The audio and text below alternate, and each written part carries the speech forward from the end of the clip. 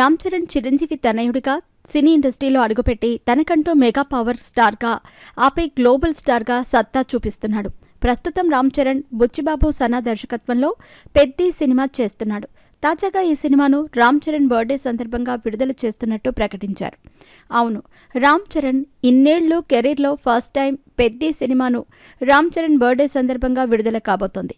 దీంతో మెగా ఫ్యాన్స్కి ఒకే రోజు 2 ట్రీట్స్ అని చెప్పాలి. ఆ రోజు రామ్ చరణ్ పుట్టినరోజుతో పాటు సినిమా రిలీజ్ కాబోతూ ఉండటంతో అభిమానుల ఆనందానికి అవధులు లేవు. అయితే రామ్ చరణ్ పెద్ది సినిమాకు ఆయన తండ్రి నటించిన జంటబ్బాయి సినిమాకు ఒక పోలిక ఉంది. అదేంటంటే, అవును, చిరంజీవి నటించగా జంధ్యాల దర్శకత్వంలో తెరకెక్కిన ఈ సినిమా మెగా అభిమానులకు ఓ తీపి గుర్తు అని చెప్పాలి. అంతేకాదు, కామెడీ మూవీస్లో కల్ట్ క్లాసిక్ చంటబ్బాయి అని చెప్పాలి.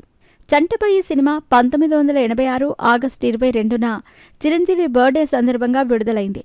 చిరు కెరీర్లో ఆయన పుట్టినరోజున విడుదలైన ఏకైక చిత్రం ఇదే కావటం విశేషం.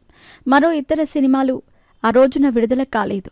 ఇక చిరంజీవికి చంటబ్బాయి ఎలాగో ఇప్పుడు రామ్ చరణ్కు పెద్ది సినిమా అలాగే అని అభిమానులు చెప్పుకుంటున్నారు. First time Ram Charan birthday రోజున విడుదల కాబోతున్న పెద్ది సినిమా ఓ రికార్డు క్రియేట్ చేస్తుందని అభిమానులు ఆశాభావం వ్యక్తం చేస్తున్నారు.